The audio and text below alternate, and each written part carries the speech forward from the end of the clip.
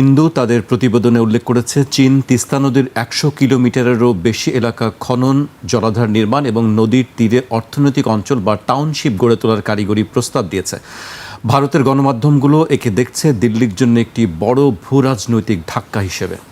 আসলে কি ভারত একটি ধাক্কা খেলো এই সফরের কারণে? আমি মনে করি যে এই সফরটা খুবই প্রয়োজনীয় এবং খুবই সার্থক হয়েছে। এই জন্যই সার্থক হয়েছে, যতটুকু বুঝতে পেরেছি, জানতে পেরেছি, একটা বিরাট গ্যাপ ছিল যে ওই যে আগের যে একটা বিশ্বাসযোগ্যতা গড়ে উঠেছিল জিয়াউর রহমানের সময়, সেটা এই 16 বছরে এত অধপতন হয়েছে, এতখানি বিধ্বস্ত হয়েছে যে চীন বাংলাদেশের ব্যাপারে আস্থা হারিয়ে ফেলছিল। কিন্তু এখন আমি নিশ্চিতভাবে বলতে পারি যে আমাদের যে প্রধানমন্ত্রী যে আলোচনা হয়েছে চীনের প্রেসিডেন্টের সাথে এবং যেভাবে খুব স্মুথলি প্রতিটা পদক্ষেপ কন্ডাক্ট করা হয়েছে, তাতে আরও আমরা বুঝতে পারবো যে বিজয়টা হয়েছে কিন্তু মূলত মনস্তাত্ত্বিক ফ্যাক্টর। যেমন ডক্টর খলিল কালকে কিন্তু মিডিয়াকে বলছিল যে মিডিয়া যখন মাপছিল যে কি পেলেন, কত টাকার পেলেন, তো খুব doctor Khalil was very upset. বললো যে আপনি ভিক্ষার ঝুলি নিয়ে তো আমরা যাইনি, আমরা গিয়েছি আমাদের আস্থার সম্পর্কটা আবার ফিরিয়ে আনতে, যে আমাদের একটা চীনের সাথে যে বিশেষ সম্পর্ক সেটাকে রিনিউ করতে। এখন আমার দৃষ্টিভঙ্গিতে আমি সেটাকে কীভাবে দেখি, আমার দৃষ্টিভঙ্গি হচ্ছে যে বাংলাদেশ, এই যে আপনার টাইটেল আজকে, এটা ইন্ডিকেট করে ভূরাজনীতির গুরুত্বকে। আনফর্চুনেটলি বাংলাদেশে কিছু এই কী ধরনের অদ্ভুত ধরনের গড়ে ওঠা এই স্কলার বলবো না কি বলবো, তারা এখন জিওপলিটিক্স, ভূরাজনীতি টার্মটাকে অপব্যাখ্যা করছে। কি এখন হচ্ছে মেটা জিওপলিটিক্সের যুগ। It is such rubbish, geopolitics is born out of geography. জিওপলিটিক্সের উৎপত্তি হয়েছে যে ওই যে যখন একদম অ্যাডমিরাল ম্যাহান, তারপর এই যে ব্রিটিশ জিওপলিটিশিয়ান হার্টল্যান্ড থিওরি 1819 সালে 1919 সালে যে কার্ল জেলেন প্রথম সুইডিশ জিওপলিটিশিয়ান যে বলেছে যে স্টেটকে বলেছে is a living organism, either it lives or it perishes. এখন জিওপলিটিক্সকে আমাদের বাংলাদেশের প্রেক্ষাপটে দেখতে হবে যে চীন আমাদের অস্তিত্বজনিত বন্ধু। আমার ধারণা যে আগামীতে আমরা যেভাবে এগুচ্ছি, তিস্তাই শুধু না, আরও বড় যেটা প্রয়োজন সেটা হচ্ছে প্রতিরক্ষা। আমাদের দেশের এই একটা অংশ রয়েছে যারা কোনোভাবেই চিন্তাই করে না, বলেও না যে ভারত কিভাবে সরাসরি বাংলাদেশকে দ্বিখণ্ডিত করার পথে কার্যত এগিয়ে যাচ্ছে মিলিটারিলি। তারা যে প্রচার প্রক্রিয়া শুরু করেছে, তারা সেখানে সুস্পষ্টভাবে তাদের অত্যন্ত গুরুত্বপূর্ণ পররাষ্ট্র সচিবরা, স্কলাররা এবং তাদের রিটায়ার্ড জেনারেলসরা এখন সরাসরি আর্টিকেলস লিখছে যে বাংলাদেশের রংপুরকে আলাদা করে দিতে হবে, ফেনীর দক্ষিণাঞ্চল হিল ট্র্যাক্টস আলাদা করে দিতে হবে।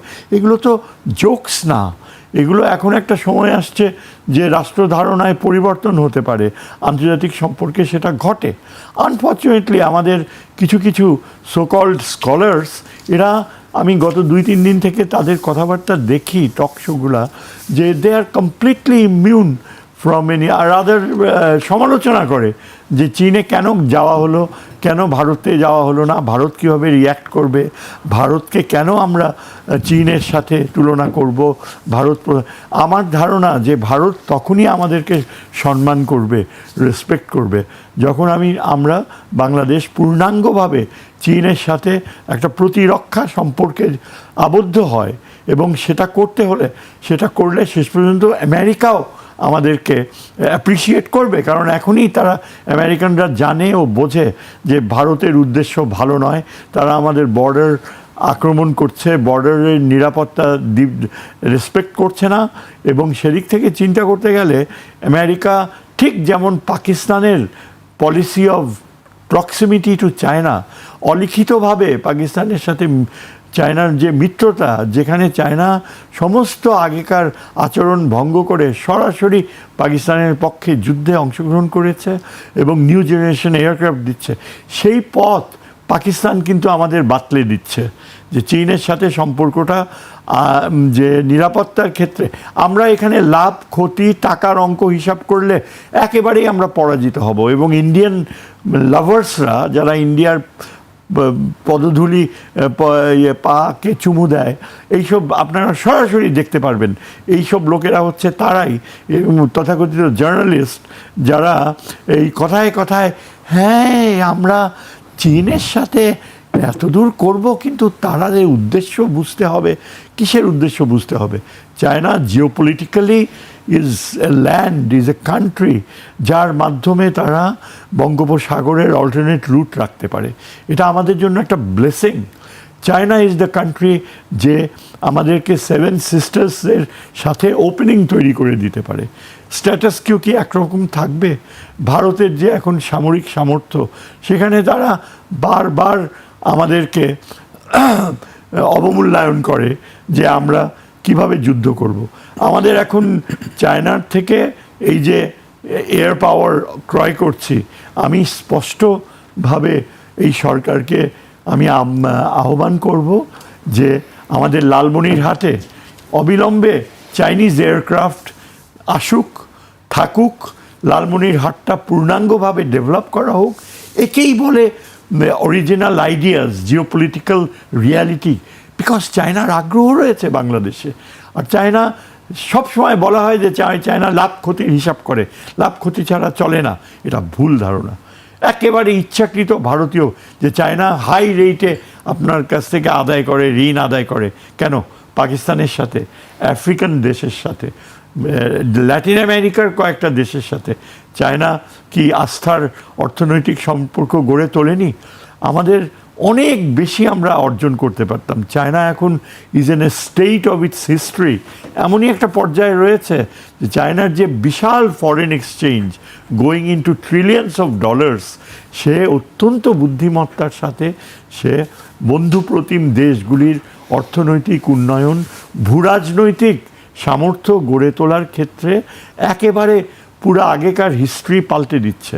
এখন যারা বলে যে ভূ রাজনীতি মানে মেটা জিও পলিটিক্স, তারা ওই climate factors, environmental factors, health issues, ঠিক যেমন ইন্টারন্যাশনাল সিকিউরিটির কনসেপ্টকে অনেকে অবমূল্যায়ন করেছে যে নন ট্রেডিশনাল সিকিউরিটিকে প্রাধান্য দিতে পারে। তার মানে আপনি মিলিটারি সিকিউরিটি, যেটা মূল কথা, যেটা অ্যাকচুয়াল বাস্তব যে ডিসআর্মামেন্টের প্রক্রিয়া, নিউক্লিয়ার প্রলিফারেশনের প্রক্রিয়া, আর্মস কন্ট্রোল প্রক্রিয়া, এগুলো একদম আধুনিক কনসেপ্ট, সেটাকে পাশ কাটায় আপনি নন ট্রেডিশনাল, হ্যাঁ সেটা কি ক্লাইমেট সিকিউরিটি, ওইটা আলাদা ফিল্ড, ওটাকে আলাদা রাখেন।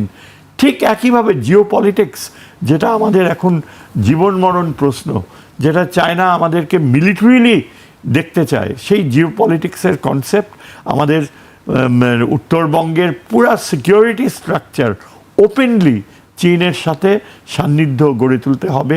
বে অফ বেঙ্গলে আমরা মোংলা পোর্ট ভারতকে সরিয়ে দিয়ে মোংলা পোর্টে চীনকে স্থান দিয়েছি, সেখানে আমরা চাইনিজ ইকোনমিক জোনও চায়নাকে প্রোভাইড করেছি। এই গভর্নমেন্টের এগুলো অত্যন্ত কি বলে সাকসেসফুল ইনিশিয়েটিভ, যেটা আমাদের শ্রদ্ধেয় প্রফেসর ইউনুসের সময় অত্যন্ত কার্যকরভাবে ইনিশিয়েট করা হয়েছিল। একমাত্র প্রফেসর ইউনুস ছিল বলেই আমরা ভারতের থেকে সরে চীন ও অন্যান্য পাকিস্তানের সাথে সম্পর্ক করেছি। এবং এই যে ভিজিটটা হলো, এই ভিজিটের মাধ্যমে আমাদের প্রধানমন্ত্রী তার যে অত্যন্ত বুদ্ধিমত্তার পরিচয় দিয়েছেন। আমি এটুকু বলতে পারি যে doctor Khalilur Rahman played a very crucial role to convince him, তাকে পারসুয়েট করা, বোঝানো, এবং শেষ পর্যন্ত ডক্টর খলিলের উপর তিনি যে পূর্ণ আস্থা রাখছেন, এটা কিন্তু এই 3 দিনের সফরে আমাদেরকে যে কোন উচ্চতায় নিয়ে গিয়েছে, আগামী দিনগুলোয় আমরা সেটা বুঝতে পারবো। স্যারের বক্তব্য আমরা শুনছিলাম। স্যার বারবারই ভূ রাজনীতির বিষয় নিয়ে কথা বলছিলেন, এটি আলোচনার অন্যতম বিষয়। আমি সাকিব ভাইয়ের কাছে আলোচনা আসতে চাই, কিন্তু তার আগে আমি আরও কয়েকটি ভারতের গণমাধ্যমের খবর উল্লেখ করতে চাই।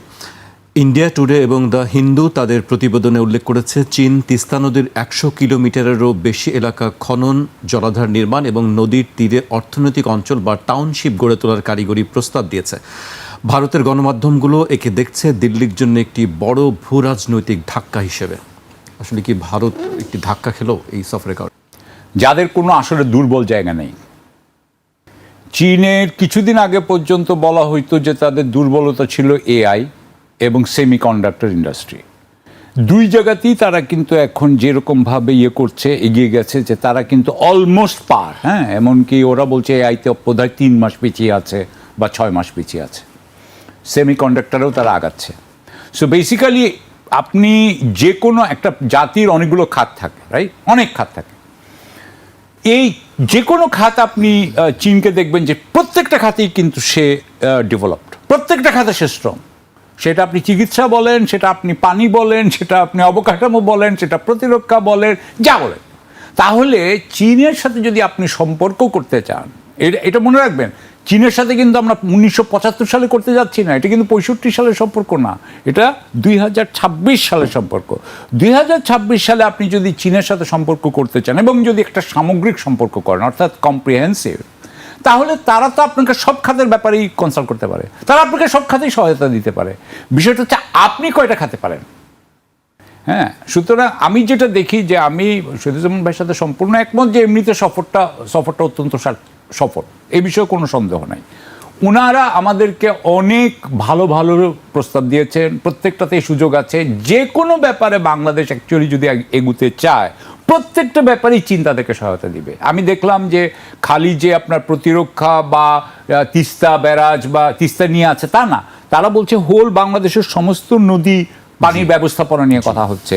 তারপরে আপনার আমি দেখেছি যে কনসেপচুয়ালি, যেমন ধরেন হিউম্যান রিসোর্স ডেভেলপমেন্ট নিয়ে কথা হয়েছে, যেমন ইনোভেশন কিভাবে হবে, মানে আপনার ইনোভেশন মেকানিজম কেমন হবে, সেগুলো নিয়ে কথা হয়েছে। অর্থাৎ প্রতিটা ক্ষেত্রে, প্রতিটা খাতেই তারা আপনাকে সাহায্য করতে চাচ্ছে।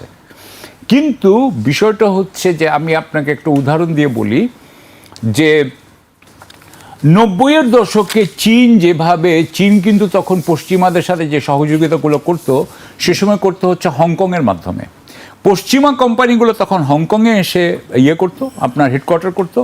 হংকংয়ে চীনাদের সাথে, হংকং বেস যারা চীনা ছিল তাদেরকে সাবকন্ট্রাক্ট দিত।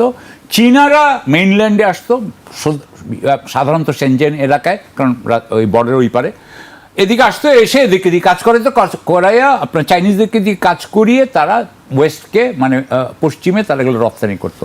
মিডলম্যান হতো হংকংয়ের চাইনিজ আর হংকংয়ে বসা শ্বেতাঙ্গরা।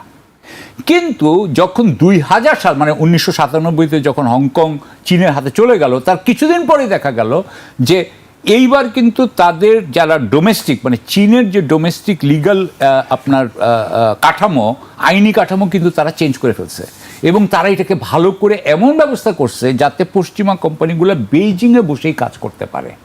তার মানে দেখেন যে তাদের কিন্তু কোঅপারেশন 90s থেকে 2000-এ কিন্তু অনেক বেটার হয়েছে। কেন বেটারটা হলো? এই জন্য যে তারা যে লিগাল কাঠামোটা তৈরি করতে পারছে, যেটা কিন্তু আগে তাদের ছিল না। তাহলে আমি যেটা বলতে চাচ্ছি যে প্রত্যেকটা জিনিসে, সেটা আপনি বলেন, আপনার যদি আপনার যদি ভালো ইঞ্জিনিয়ার না থাকে, তাহলে তো আপনি এখানে ফ্যাক্টরি বানাতে পারবেন না। আপনার এখানে যদি ভালো লয়ার না থাকে, তাহলে তো আপনি এখানে ভালো জুডিশিয়াল সিস্টেম বানাতে পারবেন না। সো বাংলাদেশের আমার কথা হচ্ছে যে চীন প্রত্যেকটা ক্ষেত্রে আমাদেরকে যেই প্রস্তাব দিয়েছে, সুযোগ দিয়েছে, আমরা কি সেই সুযোগটার সদ্ব্যবহার করার ক্ষমতা রাখি কিনা। এবং আমার বিষয় হচ্ছে, আমার মতে হচ্ছে যে এমনিতে খুবই ভালো, খুবই সফল হয়েছে সফর।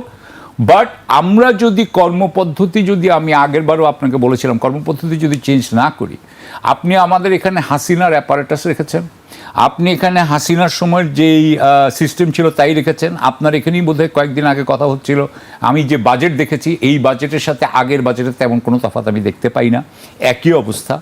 সো আমি যেটা বলবো সেটা হচ্ছে যে আপনার যদি কর্মপদ্ধতি পরিবর্তন না হয়, তাহলে আমার মনে হয় 2 বছর পর আপনি দেখবেন যে সেম অবস্থায় আছে। আপনি একটা জিনিস খেয়াল করেন, আজকে খেয়াল করেন, আজকে যে চীনের ব্যাপার আমরা এত কিছু বলছি, তার পিছনে কিন্তু 2টা ঘটনা আছে। ঘটনা ছাড়া হয় নাই, এগুলো কিন্তু প্রমাণ হয়ে আসছে। প্রথম প্রমাণ হয়েছে কিন্তু অপারেশন সিন্দুর। প্রথম অপারেশন সিন্দুরে যদি আজকে পাকিস্তান যদি শোচনীয়ভাবে হারতো, কথার কথা, তাহলে চীন নিয়ে কেউ কোনো কথা বলতো না। কিন্তু যেহেতু পাকিস্তান তখন ওখানে বলা হয় যে, অনেকেই বলেন যে তারা আসলে জয়ী হয়েছে, অনেকে বলে যে এটা ড্র হয়েছে, যেটাই বলা হোক, অর্থাৎ তারা হারে নাই, পাকিস্তান হারে নাই। তাহলে পাকিস্তান যদি না হেরে থাকে, একটা অনেক স্মলার আপনার নেশন হওয়া সত্ত্বেও, তখনই কিন্তু চীন এবং পাকিস্তানের কিন্তু আপনার ইয়েটা উঠেছে, আপনার অ্যাকসেপ্টেবিলিটি। আপনি জানেন আমেরিকা এখন পাকিস্তানকে অন্যভাবে দেখছে। ঠিক একইভাবে ইরান যদি শোচনীয়ভাবে পরাজিত হইতো, তাহলে কিন্তু আজকে আমরা ইরানকে নিয়ে এত প্রশংসা করতামও না, এবং আমরা চীনের নিয়েও এত প্রশংসা করতাম না। সো আমরা যেটা বলতে চাচ্ছি সেটা হচ্ছে, চীন যেমন কাজে দেখিয়েছে, পাকিস্তান যেমন অপারেশন সিন্দুরের সময় দেখিয়েছে, এবং ইরান যেমন তার ইয়েতে দেখেছে, আমি যুদ্ধক্ষেত্রে বলছি না, কিন্তু প্রতিটা কাজে বাংলাদেশ যদি তার মেটল দেখাতে না পারে, আমার মনে হয় যে এইগুলো 2 বছর পরে আবার একই হয়ে যাবে। আমি যেটা বলতে চাচ্ছি যে চীন কিন্তু আমাদেরকে সবসময় আমাদেরকে হেল্প করার চেষ্টা করেছে, আমি যেটা মনে করি। কিন্তু আমরা তাদের ইয়েগুলোকে, আমরা উদাহরণ দিই একটা, উনারা আমাদেরকে অবকাঠামো করে দিবেন বলেছেন, পদ্মা ব্রিজ থেকে আরম্ভ করে সবই করে দিবেন বলেছেন, এবং করে দিয়েছেন। কিন্তু আমরা ওগুলাতে ফিজিবিলিটি আপনার ঠিক মতো ক্যালকুলেট করি নেই। আমরা ওইখানে কিন্তু এগুলো ফিজিবল প্রজেক্ট বানাইনি, আমরা করে চুরি করেছি মেগা চুরির জন্য। তাহলে আমরা মেগা চুরি করেছি, আমরা অবকাঠামো ওদেরকে দিয়ে বানিয়েছি, তাতে কি আমাদের লাভ হবে? আমরা যদি চুরি যদি আমাদের অবজেক্টিভ থাকে, তাহলে তার লাভ হবে না, তারা যতই লাভ মানে হেল্প করুক আমাদেরকে। সো আমি যেটা বলতে চাই, আমরা যতক্ষণ না ঠিক হব, ততক্ষণ এটার কোনো পূর্ণ ইয়ে আমরা পাবো না। জি, আমি আপনার কাছে আবারও আমি স্যারের কাছে আসতে চাই। স্যার, টাইমস অফ ইন্ডিয়ার এক্সক্লুসিভ রিপোর্টাররা বলছে যে দ্য টাইমস অফ ইন্ডিয়া অত্যন্ত গুরুত্ব দিয়ে প্রকাশ করেছে যে মংলা বন্দরের কাছে একটি বিশেষ অর্থনৈতিক অঞ্চল গড়ে তোলার জন্য চীন ও বাংলাদেশ চুক্তি চূড়ান্ত করেছে। তারা বলছে ভারতের প্রকল্প বাতিল হয়ে গেছে, সেটি প্রতিবেদনে উল্লেখ করা হয়েছে। এই মংলা অর্থনৈতিক অঞ্চলের জমিটি মূলত ভারতকে দেওয়া হয়েছিল, কিন্তু 2024 সালে শেখ হাসিনা সরকারের পতনের পর 2025 সালে অন্তর্বর্তী সরকার ভারতের সেই লাইসেন্স বাতিল করে। এখন 2026 এসে সেই জায়গায় চীনের এই চুক্তি ভারতের জন্য বঙ্গোপসাগর এবং ভারত মহাসাগরে বেইজিংয়ের কৌশলগত আধিপত্য আরও বাড়িয়ে দেবে বলে ভারতীয় বিশ্লেষকরা মনে করছেন। তারা আসলে খুব খুঁটিয়ে পর্যালোচনা করে স্টোরিগুলো করছেন। দেখেন, এগুলো ভারতীয়রা বলবে, এটা তাদের জন্য এটা স্বাভাবিক। আমি একজন ভারতীয় হলে এইসব কনসার্নস আমিও এক্সপ্রেস করতাম, সমস্ত বিষয়টাকে খুবই নীতি। কিন্তু এটার কারণ কি? ভারত এভাবে দেখছে কেন? ভারত দেখছে যে যেটা তারা অর্জন করতে চেষ্টা করেছিল হাসিনা পিরিয়ডে শেষ দিকে স্পেশালি বেশি করে, সেই পথে তারা যাওয়ার ব্যাপারে একেবারে নিশ্চিত ছিল।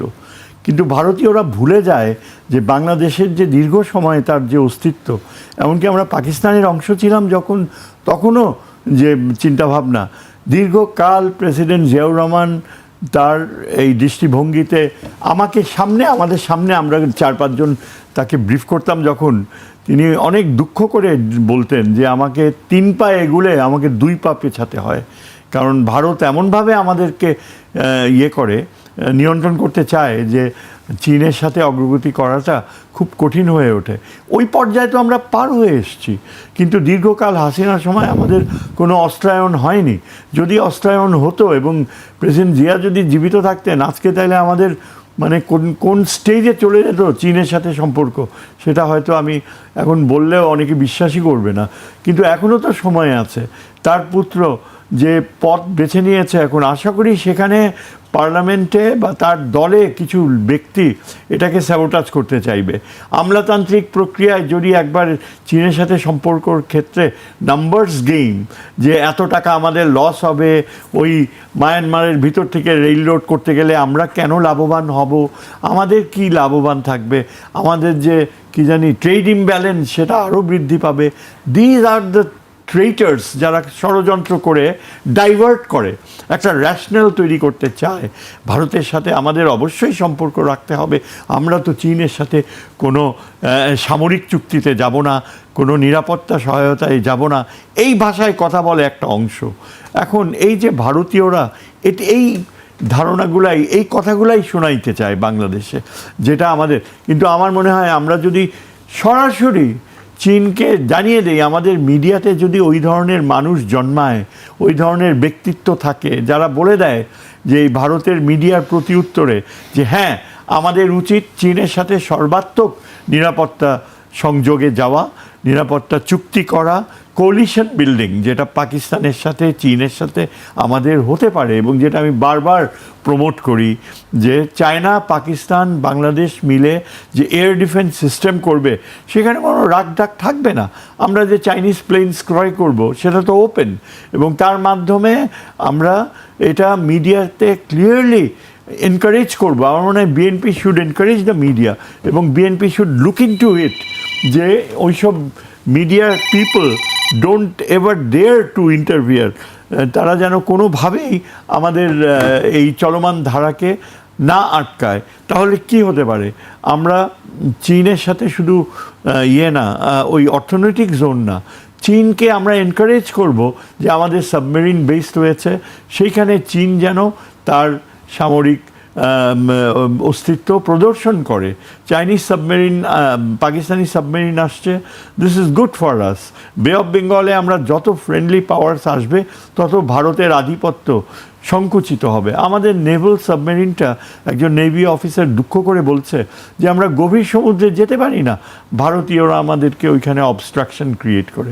চিন্তা করেন যে কত মানে জিওপলিটিক্যাল টার্মসে আমাদের এই বাস্তব যে সম্ভাবনাগুলো, সেগুলো এক্সপ্লোর করতে হলে সর্বাত্মকভাবে যদি আমরা এই চীনের প্রেজেন্স বে অফ বেঙ্গলে এবং উত্তরে আমাদের লালমনিরহাটের সাথে কে ডেভেলপ করার জন্য, যদি আমাদের এয়ারক্রাফটগুলো যে কিনবো, এখনও কিন্তু ফাইনালি ডিসিশন হয়নি, মানে আমরা সেদিকে এগুচ্ছি, সেটা সম্ভাবনা রয়েছে। আমাদের আর্থিক বাস্তবতা জানতে হবে। কিন্তু একটা কথা সত্যি, চীন যদি আমাদেরকে আস্থায় নিতে পারে যে আমরা টোটালি চাইনিজ কি বলে পার্টিসিপেশন উইথ পাকিস্তান অ্যান্ড চায়নার এয়ার ডিফেন্স এবং বে অফ বেঙ্গলে চায়নার প্রেজেন্স এবং আমাদের বিভিন্ন অর্থনৈতিক প্রকল্পগুলো, তখন অনেক বেশি চাইনিজ সাপোর্ট পাবে। ওই স্টেজটায় আমাদের যেতে হবে। এই যে এটা করলে দেখবেন ভারতের সাংবাদিকরা আমাদেরকে রেসপেক্ট করবে। চীন ঢাকাকে এই বার্তা দিয়েছে যে বিশ্ব রাজনীতি যেদিকেই যাক না কেন, বেইজিং বাংলাদেশের নতুন সরকারের একটি বিশ্বস্ত বন্ধু হিসেবে পাশে থাকবে। প্রত্যেকটা বিষয় তারা খুব খুঁটিয়ে খুঁটিয়ে চুলচেরা বিশ্লেষণ করছে। আপনার কাছে কি মনে হয় বিষয়টি? না, এখন একদিক ব্যাপারটা হচ্ছে কি, যে আমি যেভাবে দেখি সেটা হচ্ছে এক হিসাবে 1492 সাল হচ্ছে গিয়ে বলা হয় মডার্নিটির শুরু। ওই বছর দুইটা জিনিস হচ্ছিল, একটা হচ্ছে গিয়ে ক্রিস্টোফার কলম্বাস, উনি আমেরিকা ডিসকভার করছিলেন, আর আরেকটা জিনিস বোধ হয়েছিল যে স্প্যানিশ ইনকুইজিশন শুরু হয়েছিল একই বছর। 1492 থেকে যেটা পশ্চিমা সাম্রাজ্যবাদের যেটা স্বর্ণযুগ, সেটা আমি বলবো 1492 থেকে দ্বিতীয় মহাযুদ্ধের পরে, মানে এখন পর্যন্ত, বা 80-90 পর্যন্ত, যে কোল্ড ওয়ার, স্নায়ুযুদ্ধের শেষ পর্যন্ত, এই সময়টায় যে সাম্রাজ্যবাদ, পশ্চিমা সাম্রাজ্যবাদের যে স্বর্ণযুগ, সেটা কিন্তু শেষ হতে যাচ্ছে। হ্যাঁ, সেখানে চীনের যে আপনার যে উত্থান, সেখানে চীন কিন্তু এই সাম্রাজ্যবাদের বিরুদ্ধে দুটো কিন্তু কনসেপ্ট দিয়েছে। একটা হচ্ছে গিয়া গ্লোবাল সিকিউরিটি ইনিশিয়েটিভ, আর একটা হচ্ছে গিয়া গ্লোবাল গভর্নেন্স ইনিশিয়েটিভ।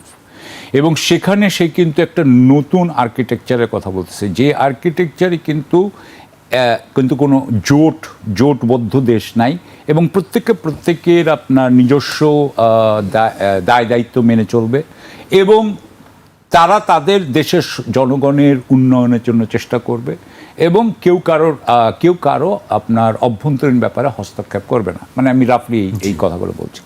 সো চীন যেটা করেছে সেটা হচ্ছে যে অন্যের সাথে তার যে সম্পর্ক, সেটা করেছে সে কিন্তু উইন উইন বেসিসে, অর্থাৎ দুইজনই জিতবে, দুইজনেরই বেনিফিট হবে।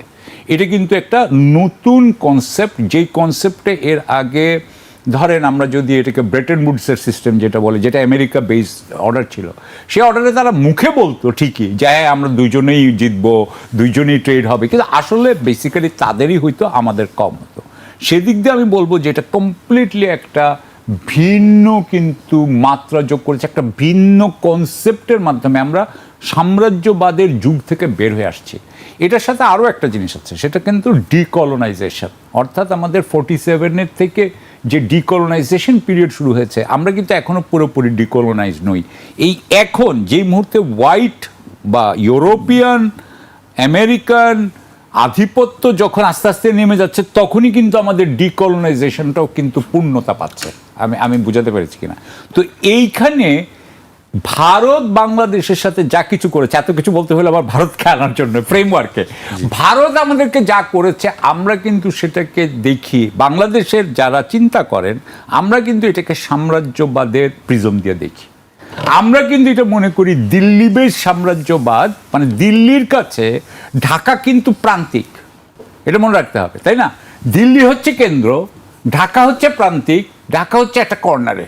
আপনি চিন্তা করে দেখেন যে আমরা ধরেন যদি এটা অখণ্ড ভারত, আপনি যে কথাটা বলেন অখণ্ড ভারত যদি হইতো, তাহলে আমরা হচ্ছে এক প্রান্তে, ওই করাচি আরেক প্রান্তে। সো এই প্রান্ত কিন্তু আসলে কেন্দ্রকে মানতে চাচ্ছে না, এবং এইটাই এই জন্য বাংলাদেশেরও ডিকলোনাইজেশনের কিন্তু একটা, আমরা কিন্তু আরেকটা পূর্ণতার দিকে এখন যাচ্ছি। এখানে ভারত আমাদেরকে এখন পর্যন্ত যেভাবে দেখছে সেটা কলোনিয়াল মাইন্ডসেট থেকে দেখছে, এবং সেই জন্যই কিন্তু ভারত কিন্তু আমাদের এখানে বারবার ব্যর্থ হচ্ছে। 16 বছর থাকার পরও, শেখ হাসিনার পরেও কিন্তু এইরকম চরমভাবে আমাদের প্রতিবাদ কেন হলো? কারণ হচ্ছে যে আমরা যে এক্সপ্লয়টেশন, অবিচার, আমরা এই কথাগুলো বলি, আমরা এগুলো ভারতের কাজের মধ্যে কিন্তু আমরা এগুলোর কিছু প্রতিফলন দেখতে পাই। এখন সেটাকে আমাদের প্রবলেম নাকি ওনাদের প্রবলেম, আমাদের কি? আমি তো একটু অন্যভাবে কথা বলি, আমি শহীদুজ্জামান ভাই থেকে না, আমার কথা হলো এটা কমিউনিকেশন প্রবলেম নাকি এটা আপনাদের প্রবলেম? আমি বারবার যেটা বলি যে আপনাদের সাথে, মানে ভারতের সাথে ইসরায়েলের যেই অ্যালায়েন্স বা যেই সম্পর্ক, সেটা তো আমাদেরকে ভয় আশঙ্কা তৈরি করে। তবে এখন আমি শুনলাম যে নরেন্দ্র মোদী নাকি ইয়েতে যাবেন, খামেনির ফিনারেলে যাবেন, সুতরাং এখন উনিও ওইটা একটা ড্যামেজ কন্ট্রোল করার কথা চিন্তা করতেছেন। আই হোপ যে বাংলাদেশের ব্যাপারে ওনারা এত খুঁটিনাটি করে না দেখে, আমার মনে হয় যে সবচেয়ে ভালো হয় সেটা হচ্ছে গিয়ে let them be like China. China আপনার অন্য দেশে হস্তক্ষেপ করে নাই, নিজের দেশকে আগে উন্নতি করছে। বাংলাদেশেরও অন্য দেশের দিকে তাকানো উচিত না, নিজের দেশ ঠিক করা উচিত। ভারতকেও আমি অযাচিত উপদেশ দিচ্ছি, এই উপদেশ ওনারা হয়তো মানবেন না, যে আপনারা বাংলাদেশের দিকে না তাকায় নিজের দেশের মানুষের অবস্থাটা উন্নয়ন করেন না, তাহলে আপনারা যদি শক্তিশালী হন, আমরাও আপনাদের সাথে অনেক আপনাদের সাথে আমাদের সম্পর্ক ভালো হবে হয়তো। সুতরাং আমি মনে করি যে ভারত এগুলো না করে, নিজের দেশের উন্নয়ন না করে বাংলাদেশের দিকে যেটা তাকাচ্ছে, এটা ভারতের জন্য ভালো হবে বলে আমি মনে করি না। জি, আমি আপনার কাছে আবারও রনি স্যারের কাছে আসতে চাই। স্যার, চীন, মিয়ানমার, বাংলাদেশ অর্থনৈতিক করিডোর নিয়েও বেশ আলোচনা আছে। আমি তার সঙ্গে আরেকটি প্রশ্ন যোগ করতে চাই, বাংলাদেশ কি আসলে বহুমুখী পররাষ্ট্রনীতির দিকে অগ্রসর হচ্ছে কিনা? আপনার কাছে কি মনে হয় বা কি করা উচিত? দেখেন, বহুমুখী ধারণাটা প্রাসঙ্গিক হতে পারত যদি বাংলাদেশ জিওপলিটিক্যাল টার্মসে এইভাবে ভারত দ্বারা তিন দিকে বেষ্টিত না থাকতো।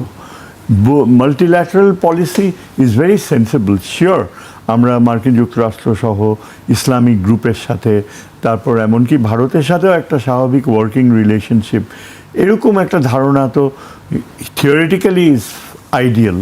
কিন্তু দেখেন, প্রত্যেকটা দেশ যাদের জিওপলিটিক্যাল লোকেশন, ভূরাজনৈতিক লোকেশন ভালনারেবল, দক্ষিণ পূর্ব এশিয়া বলেন বা মধ্যপ্রাচ্য, তাদের কিন্তু প্যারেন্ট অ্যালাই বলে একটা কথা রয়েছে, প্যারেন্ট মিত্র, সামরিক মিত্রতা।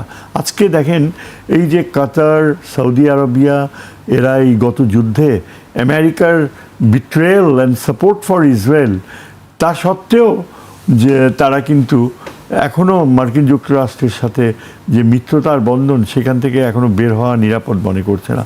অর্থাৎ আমাদের যে বাস্তবতা, এখানে আমরা যাই বলি যে ভারত আমাদেরকে বন্ধু রাষ্ট্র হিসেবে দেখুক, এটা জিওপলিটিক্সের বাধ্যবাধকতা।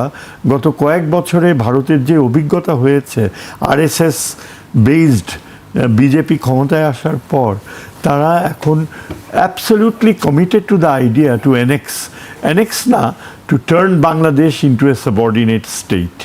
এটা না হলে তারা মনে করে তাদের অস্তিত্ব, উত্তর পূর্ব ভারতের অস্তিত্ব বিঘ্নিত হচ্ছে। আমাদের এটা সার্টেন হতে হবে যে either we exist or India exists. এটা হয়তো আমাকে বলতে গেলে এক্সপ্যানশনিস্ট মনে হবে, কিন্তু আমি মনে করি যে ভারতকে আমাদেরকে গিলে ফেলা থেকে যদি ঠেকাতে হয়, কারণ দেখেন ইন্ডিয়া কিন্তু কোনো কিছুই মেনে নেয় না, এখানে চায়নার ইনভলভমেন্ট নর্থ আমাদের উত্তরবঙ্গে ডেভেলপমেন্ট ইনভলভমেন্ট, তারপর চায়নাকে ইকোনমিক জোন দেয়া, এগুলো নিয়ে ভারত এমনভাবে হইচই করে যেটা আগে আমরা কখনো দেখিনি। ওদের একদম মাইন্ডসেট হয়ে গেছে যে বাংলাদেশকে ফিরিয়ে আনতে হবে ইন্ডিয়ান ডমিনেশনে। এই কারণেই কিন্তু আমি বলি যে 5 বছর আগে কিন্তু এই কথা আমি বলতাম না, এমনকি 3 বছর আগেও আমি এই কথা বলতাম না যে চায়নাকে সর্বাত্মক সামরিক মিত্র হিসাবে আমাদের গ্রহণ করতে হবে। চায়না, আপনি যেটা বললেন যে এই মায়ানমার থ্রুতে যেই করিডোর, এটা তো অনেক আগে থেকেই বলা হয়েছে। ফরেন সার্ভিস অফিসার্সরা আগে যখন রোহিঙ্গা প্রবলেম ছিল, তারা কিন্তু সবসময় বলতো যে Rohingya problem is a minor issue, এটা মায়ানমার প্রবলেম। আমাদের মেজর হচ্ছে মায়ানমারের মাধ্যমে চীনের সাথে সড়ক যোগাযোগ করা, ওটা আমাদের বিগার ন্যাশনাল ইন্টারেস্ট। মায়ানমার এই রোহিঙ্গা প্রবলেম নিয়ে আমরা ওটা মায়ানমারের প্রবলেম, ওটা সাময়িক প্রবলেম, তার জন্য কি আমরা মায়ানমার জুনটার সাথে সম্পর্ক খারাপ করব? সেটা হতেই পারে না, কেননা মায়ানমার জুনটার সাথে বন্ধুত্ব আমাদের প্রয়োজন চীনের সাথে সড়ক ডেভেলপ করার জন্য। এই কথাগুলো কিন্তু ফরেন অফিস থেকে বলা হতো। আমি নিজে অনেক সিনিয়র ফরেন সার্ভিস অফিসারদেরকে এই ভাষায় কথা বলতে দেখেছি, তারা যৌক্তিকভাবে প্রমাণ করতে চাইতো যে Myanmar is very important to us. যাই হোক, সেটা তো আর সেরকম হয়ে ওঠেনি। মায়ানমার আমাদের বিপক্ষে ভোট দিয়েছে জেনারেল অ্যাসেম্বলি ইলেকশনসে, মায়ানমারের প্রেসিডেন্ট ভারতে গিয়েছে এবং সর্বাত্মকভাবে ভারতের সাথে সহযোগিতার আশ্বাস দিয়েছে। কিন্তু একটা বিষয় সত্যি যে মায়ানমারের সাথে ভারতের কোনো সাবস্টেন্টিভ রিলেশনশিপ হওয়াটা সম্ভব না, কেননা মায়ানমার হচ্ছে চায়নার নিয়ন্ত্রণে। মায়ানমারের আরাকান আর্মি, চীন আর্মি, এগুলো সব চাইনিজ ওয়েপন্সে চলে। আমেরিকান ইনফ্লুয়েন্স সেখানে নাই, খুব বেশি নাই। চায়না এখানে যদি বলে যে বাংলাদেশ চায়নার সাথে করিডোর করা উচিত, আমরা যদি হাঁ হুঁ দেখব, পরীক্ষা করে দেখব, আমাদের কি লাভ হবে? ওই যে ভারতপন্থী জার্নালিস্ট যারা আছে, ভারতপন্থী মিডিয়া চ্যানেলগুলো, এখানে দেখবেন কোনো অভাব নাই, এক একজন বক্তা, এটা কি আমরা কি লাভবান ভাবতে পারি? ভুল। I think we should straight away, I mean, somehow I conveyed this message to the foreign minister also, that we should not delay.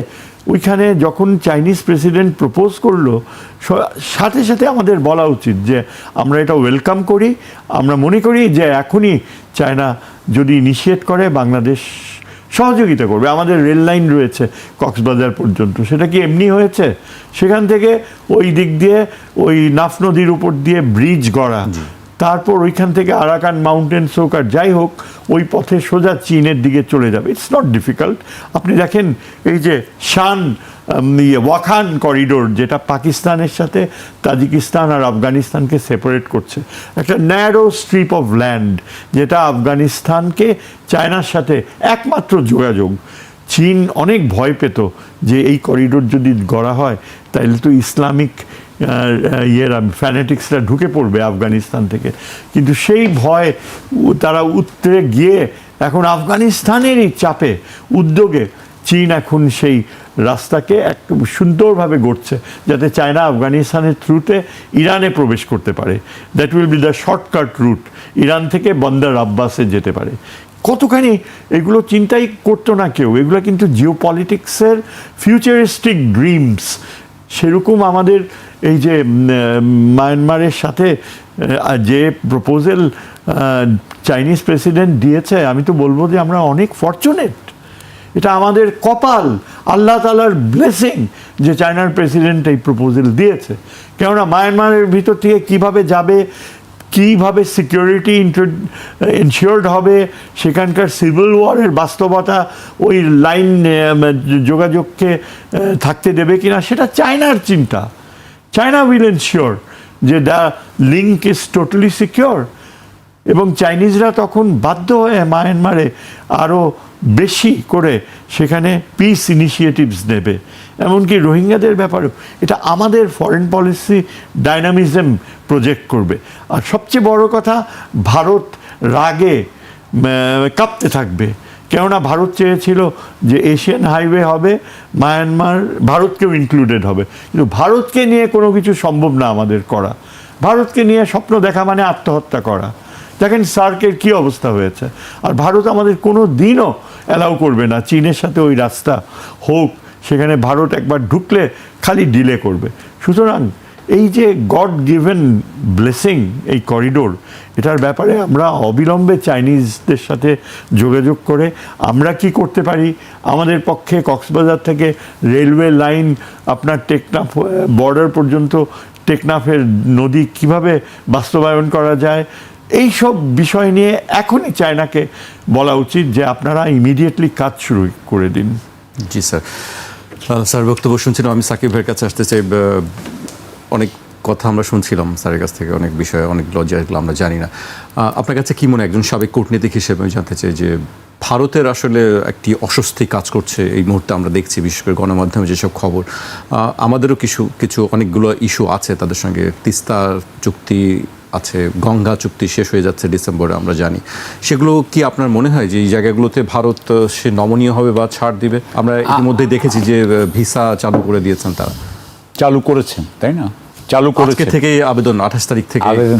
আমি দেখলাম যে দীনেশ ত্রিবেদী, যিনি নতুন হাই কমিশনার, তিনি তার পরিচয়পত্র পেশ করার পরে প্রথমেই দেখতে গেছেন হচ্ছে ভিসার এজেন্সির ইয়েটা দেখতে গেছেন।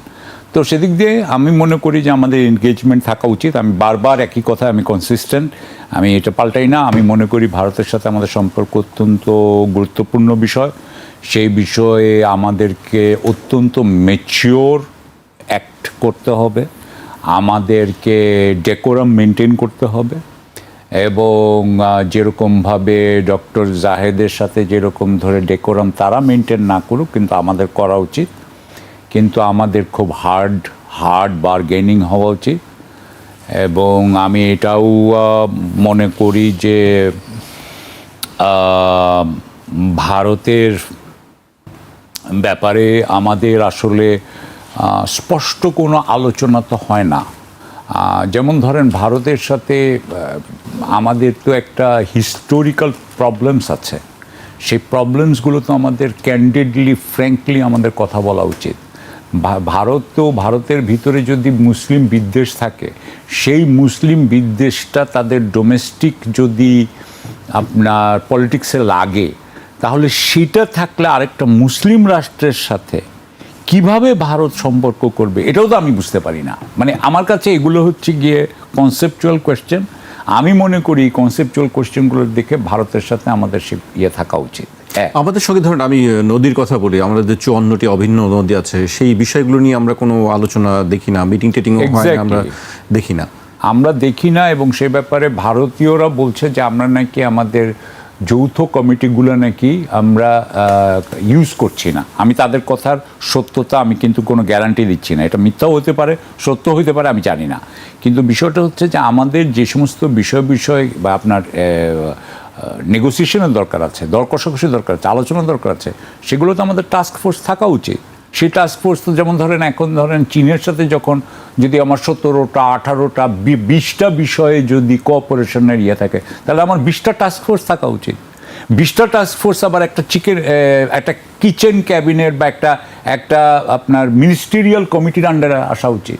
না হলে তো এটা কোঅর্ডিনেশন হবে না। তো আপনি এটা তো সিস্টেমিক ব্যাপার, আপনি তো 10টা জিনিসকে 20টা জিনিসকে কোঅর্ডিনেট করবে কে? সো সেই হিসাবে আমি বলতে চাচ্ছি চীনের সাথে সম্পর্ক, ভারতের সাথে সম্পর্ক, প্রত্যেকটা জিনিসকেও কোঅর্ডিনেট করতে হবে আপনাকে। আপনি তো ভারতকে একদম ফেলে দিতে পারবেন না, ভারত তো আমার পাশে আছেই। সুতরাং ভারতের থেকে আমি যতটুকু কম, ওনারা আমাকে যতই প্রবলেম ক্রিয়েট করুক, আমি সেই প্রবলেমটাকে কত কমে রাখতে পারি সেটাই তো আমার দায়িত্ব। তো আমি সেই জিনিসগুলো মনে করি যে সেই হিসাবে বাংলাদেশের একদিকে ভারতের সাথে সম্পর্কটা মেনটেন করতে হবে, আরেক দিকে ইয়ের সাথে মেনটেন করতে হবে। আরেকটা কথা বলে শেষ করি এখানে, আপনিও নিশ্চয়ই জানেন যে বর্তমানে কিন্তু পাকিস্তান এবং ভারতের মধ্যে ট্র্যাক 2 আলাপ হচ্ছে। সেটা 5টা রাউন্ড হয়ে গেছে, 4টা বা 5টা রাউন্ড হয়ে গেছে। সুতরাং আমাদের কি এই জিনিসটা নিয়ে পাকিস্তানের সাথে আলাপ করা উচিত না? ওনাদের যে ট্র্যাক টুতে কি আলাপ হচ্ছে সেটা আমাদের জানা উচিত না? সেটা যদি আমরা না জানি তাহলে আমরা কিভাবে মানে ভারতের সাথে আমাদের কিভাবে ট্র্যাক টু হইতে পারে, বা আমাদের তো ট্র্যাক টুর দরকার নেই, কারণ আমাদের এমনিতেও গভর্নমেন্ট লেভেলেই আছে কথাবার্তা হচ্ছে, সেটাও আমাদেরকে হেল্প করতে বলে আমি মনে করি। এই ব্যাপারগুলোতে আমি মনে করি যে বাংলাদেশের কিন্তু ইয়েকেও ইনভলভ করতে হবে। এখানে পাকিস্তানকে যেমন বললাম আমি, সেই হিসাবে আপনার মালয়েশিয়া, ইন্দোনেশিয়াকেও ইনভলভ করা দরকার, কারণ মালয়েশিয়া, ইন্দোনেশিয়ার সাথেও কিন্তু ইন্ডিয়ার সম্পর্ক আছে। সো আমি যেটা বলতে চাচ্ছি যে আপনি কিন্তু বাংলাদেশের সাথে সম্পর্ক খারাপ করে সে অন্যান্য মুসলিম কান্ট্রির সাথে সম্পর্ক ভালো করে রাখবে, সেটাও যাতে না হয়, সেটাও কিন্তু বাংলাদেশের একটা অবজেক্টিভ থাকা উচিত। সুতরাং বাংলাদেশকে খালি আপনার অন দ্য গ্রাউন্ড যেভাবে তার নিজেকে প্রোটেক্ট করতে হবে, কূটনৈতিকভাবে প্রোটেক্ট করতে হবে, অর্থনৈতিকভাবে প্রোটেক্ট করতে হবে। তো কূটনৈতিকভাবে কিছুটা হয়েছে, আমি যেটা বলতে চাচ্ছি যে অন দ্য গ্রাউন্ডও সেই কাজগুলো করা দরকার আর কি। জি স্যার, আমি একটু ইরানের দিকে একটু যেতে চাই। আজ আবার দেখলাম যে ডোনাল্ড ট্রাম্প তিনি বলছেন যে ইরানকে নিশ্চিহ্ন করে দেবেন পৃথিবীর বুক থেকে। আবার তার কি হলো যে হঠাৎ করে? এগুলো ট্রাম্পের মুড এক এক সময় এক এক দিকে যায়, কোন মুডে সে থাকে এক এক দিন পরে তার প্যাটার্ন অফ এলিজিয়েন্স বদলায়। এটা সে যে বলল, এটা নিতান্তই রেথরিক্স। আমি দেখছি পাল্টাপাল্টি একটি হামলাও চলছে এই মুহূর্তে। হ্যাঁ, এটা ওই ইসরায়েল কিন্তু আবার ভায়োলেট করছে, আবার লেবাননে আক্রমণ করছে। ইরান এখন ফাইনালি চুক্তি সই করছে, এবং যা হয়েছে সেখানে ইরান তার স্বকীয়তা বজায় রেখেছে এবং রাখবে। Trump is a no way যে আবার বলে ইরানকে ধ্বংস করে দিতে পারতো, আবার করবে। এইগুলো সে বলছে as a dying man who is going to see his end, যে তার 2 বছর এখন নিজেকে একটা স্বাভাবিক আন্তর্জাতিক অ্যাক্টর হিসাবে ফিরিয়ে আনার উপায় খুঁজে নিচ্ছে, কেননা কংগ্রেস তার সাথে নেই। আগামীতে যদি ডেমোক্রেটসরা আমেরিকায় পপুলারিটি পেয়ে যায় এবং ইলেক্টেড হয়, তাহলে রিপাবলিকান কংগ্রেস মেম্বার্সরা তাকে ক্ষমা করবে না। তার পোস্ট প্রেসিডেন্সিয়াল জীবন দুরূহ হয়ে উঠবে। তাকে এখন নিজের যে সম্পত্তি গড়েছে, এতদিন সে আমেরিকান ফরেন পলিসি চালিয়েছে পিওরলি তার এক পুত্র ও এক জামাইয়ের স্বার্থে। জামাই হলো ইহুদি, জামাই ইসরায়েলের পলিসি চালাতো, আর পুত্রের জন্য আর্মস ব্যবসায় ঢুকেছে। যতই অস্ত্র ব্যবহার করা হবে ইরানে, ততই তার পুত্রের জন্য আর্মস ব্যবসায় সার্থকতা হবে। এই ধরনের সংকীর্ণ চিন্তা তার মাইন্ডসেটকে ডমিনেট করে। He is basically A family man, যার উদ্দেশ্য হচ্ছে ফিনান্সিয়াল এম্পায়ার আরও বড় করা, আরও দেখা। হাউএভার এরপরও আরও ওয়াইডার ইস্যু হচ্ছে যে পেন্টাগনের অ্যাটিটিউড, জিউইশ লবির যে পাওয়ার, তারা ইসরায়েলকে এভাবে ছেড়ে দেওয়া হবে সেটা মেনে নিতে পারে না।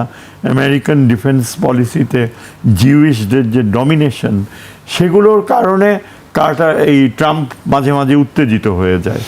কিন্তু প্রবলেমটা হচ্ছে যে ইরানকে কি সে এখন যদি আবার আক্রমণ করে আমেরিকান পপুলেশন সেটা মেনে নেবে?